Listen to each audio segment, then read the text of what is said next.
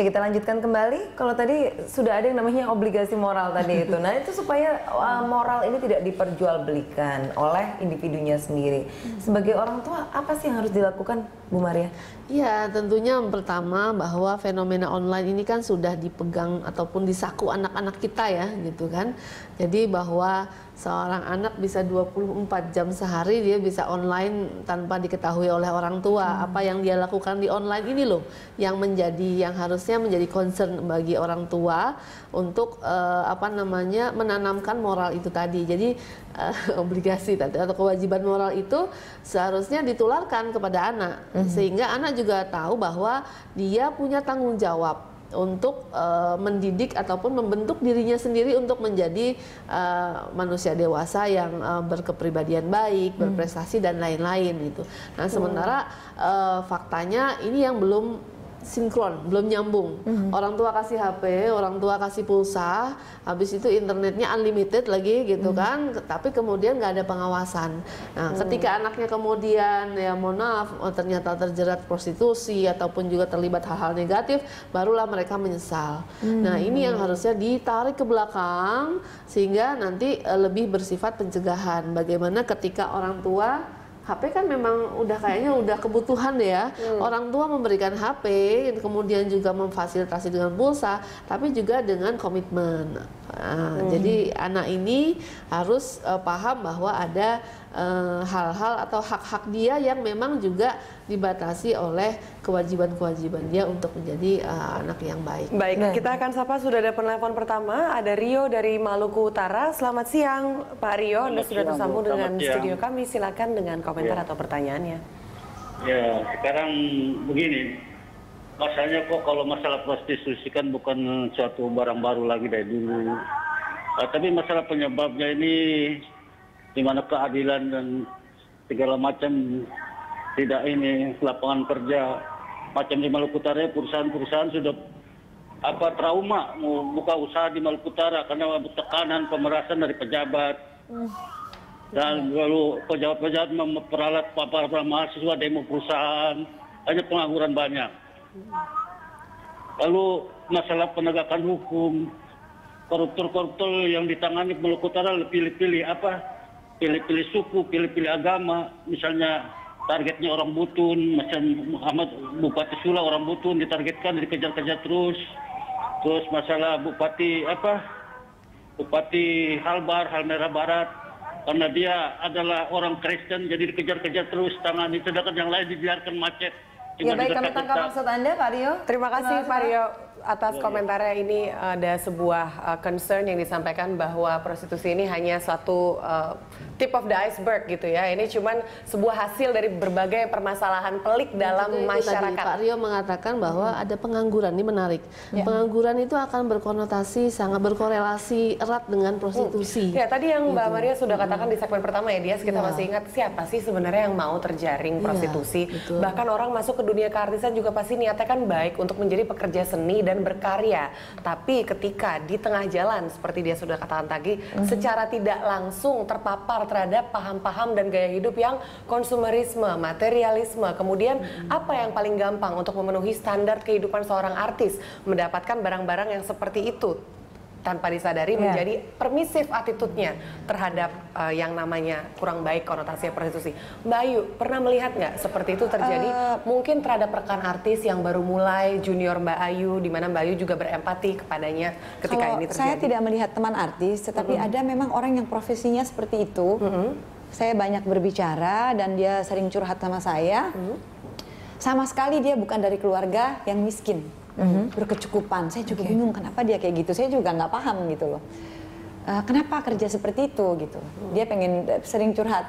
Kayaknya ada hal lain gitu loh. Jadi itu masalah mentalitasnya ya dalam perjalanan proses.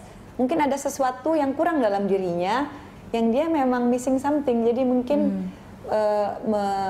jadi permisif, jadi memberikan hal itu terjadi pada dirinya dan dia senang gitu loh. Kadang-kadang bukan motif ekonomi ya, bukan semata-mata motif ekonomi. Saya pernah melihat kasus dan ada orang yang memang sering ngobrol, secara psikis memang seperti itu. Dia sering curhat gitu ya, menganggap saya sebagai teman dan dia ingin dapat nasihat yang baik, saya tidak melihat dia kekurangan uang atau kekurangan sesuatu, dan latar belakang keluarganya pun keluarga berada. Jadi saya rasa bukan masalah ekonomi saja.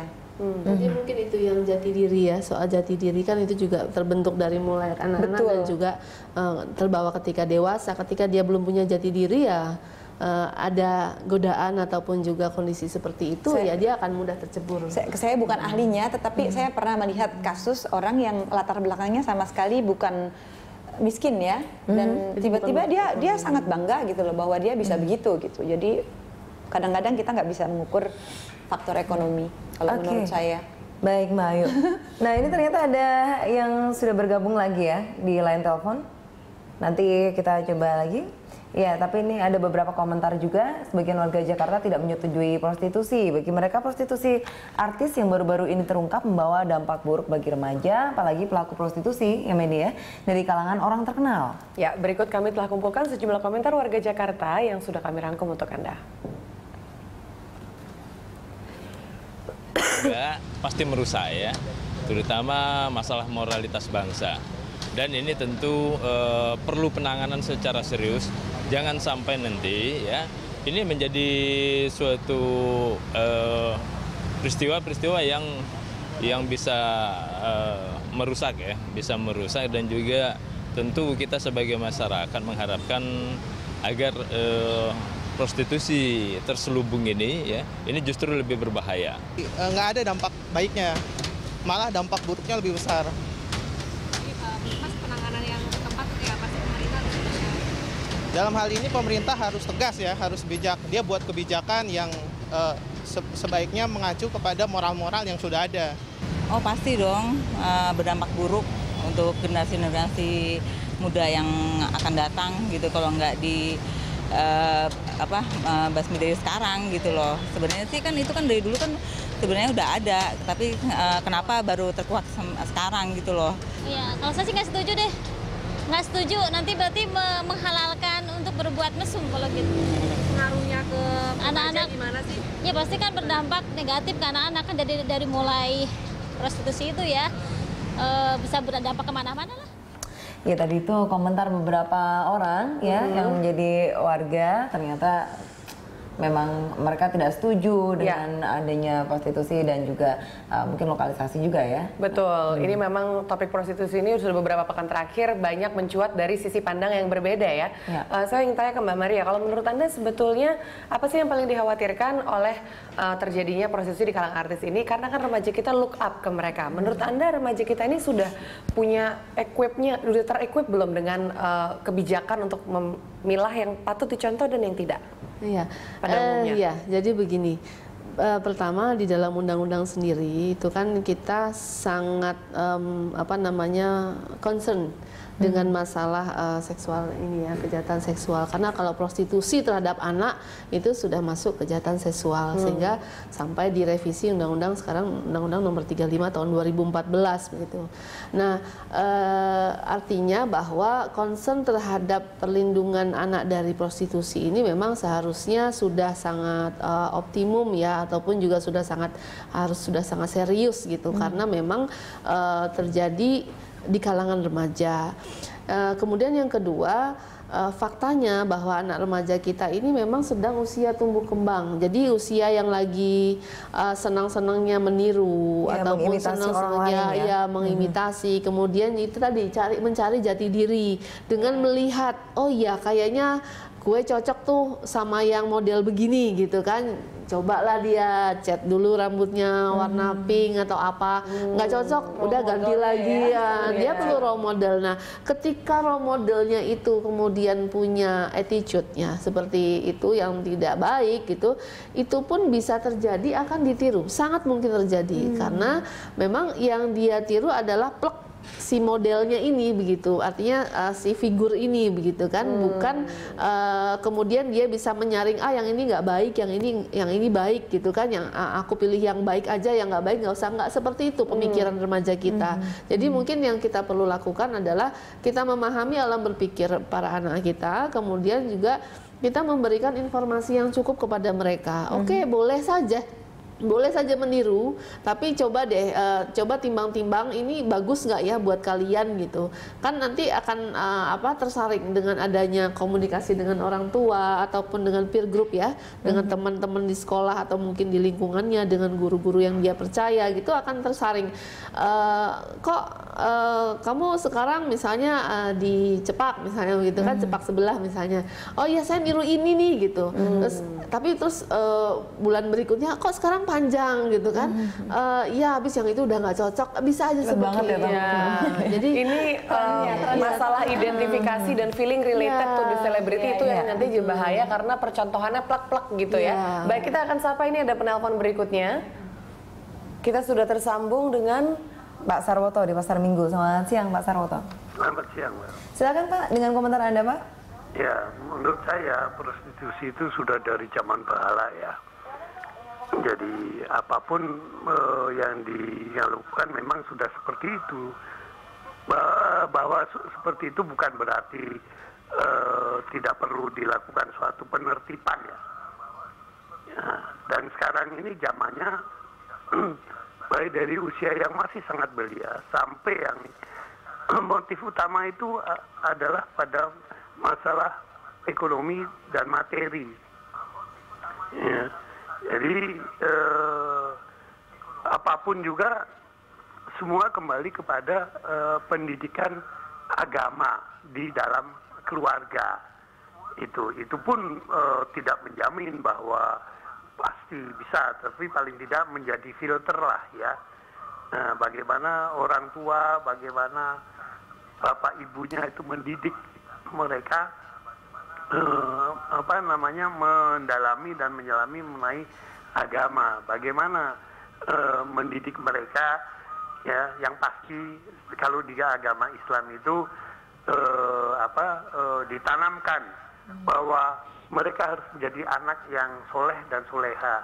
Lalu mereka menginginkan orang tuanya nantinya bisa dimohonkan ampunan dan bisa masuk surga. Baik Pak Rawoto, ada poin lagi yang mungkin ingin Anda sampaikan Pak? Sementara itu aja Pak. Baik, terima kasih Pak Rawoto. Iya benar, jadi pendidikan dari dini ini penting sekali, walaupun kalau Pak Rawoto bilang ya, tadi sebenarnya tetap ada penertiban, artinya ada lokalisasi juga tidak apa-apa, tapi yang penting terkontrol. Betul, yang penting anak-anak kita tuh tetap moralnya terjaga begitu, tanpa kita menjudge moral orang lain.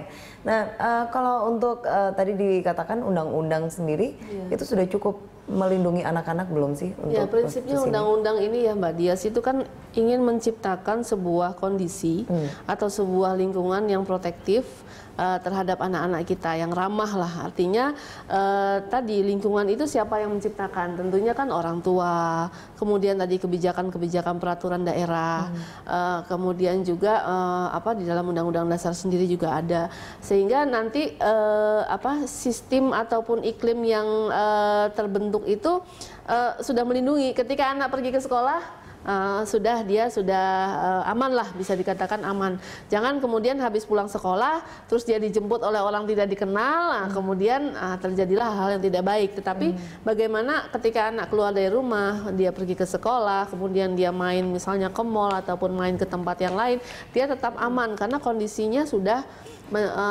melindungi dia. Ya, jadi konkretnya gini Mbak, kalau misalnya nanti tetap ada katakanlah mucikari gitu ya di luar sana, itu kira-kira bisa dikenai pasal berapa? Ya, jadi memang dengan adanya undang-undang yang baru ini kan kejahatan seksual itu diperberat gitu kan, yang tadinya ada maksimum 15 tahun, kemudian sekarang pun minimum 3 tahun, sekarang sudah minimum 5 tahun. Artinya ada upaya-upaya dari undang-undang sendiri untuk memperberat hukuman dari pelaku prostitusi anak ya. Kenapa kita perlu melakukan ini? Agar ada efek jerah.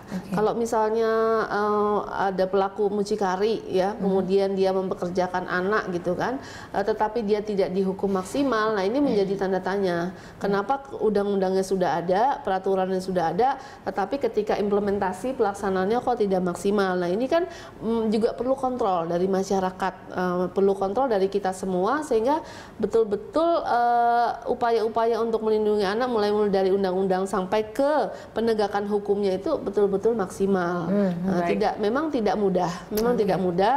Tetapi saya kira aparat-aparat penegak hukum juga sekarang sudah memahami bahwa ketika korbannya itu adalah anak, maka diberlakukanlah undang-undang les spesialis, yaitu undang-undang tentang anak begitu. Yang hukumannya lebih berat, kemudian juga sanksinya lebih berat juga gitu kan dibanding dengan hukuman atau KUHP yang umum. Nah, ini yang sebetulnya kita dukung terus dan kita dorong terus supaya nanti penegakan hukumnya juga ini karena maksimal. waktu kita sudah mau habis, saya akan tanyakan singkat saja ke Mbak Ayu, gimana nih sebagai kalangan artis yang tentunya sudah berkecimpung sangat lama dan alhamdulillah sejauh ini tidak pernah terpapar ke kehidupan yang seperti itu. Ada nggak sih rasa ingin mengkampanyekan terhadap teman-teman artis yang lebih junior, mungkin yuk kita jangan sampai masuk ke dalam kutip jalur yang tidak benar begitu loh, karena ini mencoreng tentunya nama pekerjaan pelaku seni pada umumnya. Ya sebenarnya sih itu sangat baik sekali kalau ada perlindungan intellectual property right misalnya dari negara harus juga melindungi gitu loh. Kalau kita cuma campaign satu-satu sama lain kan udah ada pengajian, udah ada majelis taklim tiap hari di TV dari jam berapa sampai jam berapa kan udah terus digaungkan. Nah kalau menurut saya setiap orang pasti ada lebihnya ada kurangnya. Yang namanya manusia tidak ada yang suci siapapun dia ya kan. Jadi memang saling mengingatkan itu perlu, tetapi memang keberadaan negeri ini yang perlu dibenahi. Satu sistemnya, bagaimana supaya mereka tidak menjadi orang miskin, ya kan? Tapi menjadi orang yang hidup layak, gitu. Kalau saya ngelihat seperti di Amerika, artisnya nggak pakai BPJS kok, malah dia menyumbangkan hasil dari pekerjaan dia sebagai seniman, sebagai artis untuk membangun rumah sakit. Jadi mudah-mudahan di Indonesia artis kan macam-macam, ada artis kan bukan pemain film dan sinetron aja, tetapi ada penari, ada DJ, ada model, dan mereka memang harus dibina dan diberikan ruang yang layak dan luas untuk mereka bisa menjadi sukses. Kemudian juga ada teman-teman lain yang udah sukses, ada Nurul Arifin di DPR kan pernah kontribusinya ke masyarakat, kemudian saya sendiri juga mengkontribusikan apa yang saya bisa ke masyarakat juga, begitu juga Camelia Malik, Yeni Rahman atau yang lain-lain. Jadi memang kita nggak bisa pukul rata dan semua berproses, tidak ada manusia yang suci. Artinya peningkatan kualitas hidup artis dan kesejahteraan yang terjamin bisa menghindari hal-hal seperti itu untuk terjadi ke depannya, seperti itu ya. Kalau buruh itu artis termasuk golongan buruh musiman menurut saya. Baik, terima kasih Mbak Ayu juga Mbak Maria sudah bergabung bersama kami di Lunch Talk.